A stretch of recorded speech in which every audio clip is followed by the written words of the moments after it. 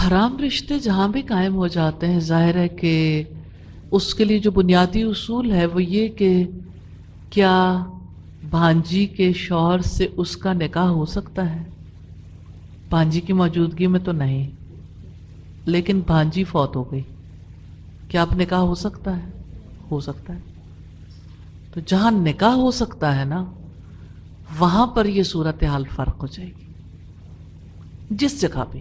اور اگر آپ دیکھیں تو بہنوئی سے نکاح نہیں ہو سکتا، لیکن بہنوئی نہیں رہا نا، اب بہن وفات پا گئی تو کیا اس سے نکاح ہو سکتا ہے؟ تو بہنوئی کے ساتھ یہ جو ہماری سوسائٹی کی مکروہ غلیظ بات ہے، گندی بدکاری سے بھری ہوئی بات ہے، سالی یاد ہے گھر والی، اس کا مطلب جانتے ہیں کیا ہے؟ کہ سالی جو ہے وہ بھی گھر والی کی طرح ہی ہے، اسی وجہ سے سالیوں کے ساتھ انتہائی گپ شپ اور بہت کھلا ماحول، اور اکثر بہن کا گھر خراب ہو جاتا ہے۔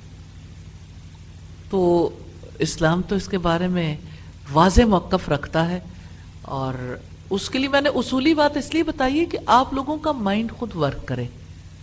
اصول پتہ ہوتے ہیں نا تو پھر اس کے لیے آسانی ہو جاتی سمجھنے میں۔ تو اصول ضرور ذہن میں رکھیں۔ جہاں کسی کا نکاح ہو سکتا ہے نا، مثلا چچا کے ساتھ نکاح کبھی نہیں ہوگا، رضائی چچا کے ساتھ بھی نہیں ہوگا، کبھی نہیں ہو سکتا۔ اچھا، آپ ماموں کے ساتھ کبھی نکاح نہیں ہو سکتا، رضائی ماموں کے ساتھ بھی نہیں ہو سکتا، ٹھیک ہے؟ تو رضائی رشتے سارے ایسے ہیں جہاں پردے کے احکامات وہ نہیں ہیں، کیونکہ رشتہ فرق ہو گیا نا۔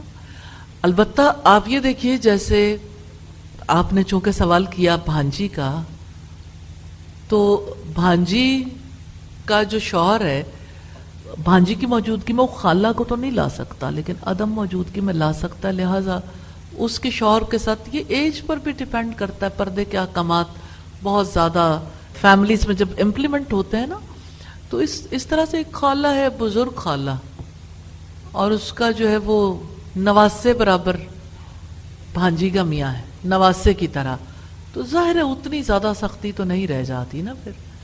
لیکن اگر کوئی خالہ چھوٹی ہے، بھانجی بڑی ہے، یہ دونوں ہم عمر ہیں، تو پھر سوال پیدا ہوتا ہے کہ خالہ خود جوان ہے تو بھانجی کا جو شوہر ہے اس کے معاملات فرق ہو جاتے ہیں۔ اب جیسے دیکھیے ہمارے یہاں تو یہ خالو سسر ہے، یہ ماموں سسر ہے، یہ چچا سسر ہے، تو شوہر کا چچا اور اپنا چچا اور رضائی چچا برابر نہیں ہوتے۔ تو شوہر کا چچا ہے، شوہر کا ماموں ہے، شوہر کا دادا، شوہر کے باقی رشتے جو ہیں وہ اس کیٹیگری میں نہیں آتے۔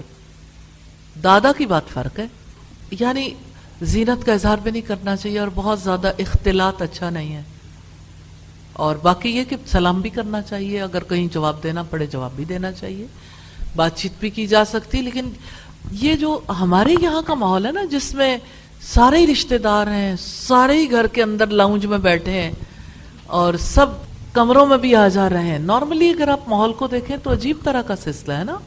تو یہ اسلامی گھرانے نہیں ہیں، اسلامی خاندان ایسا نہیں ہوتا۔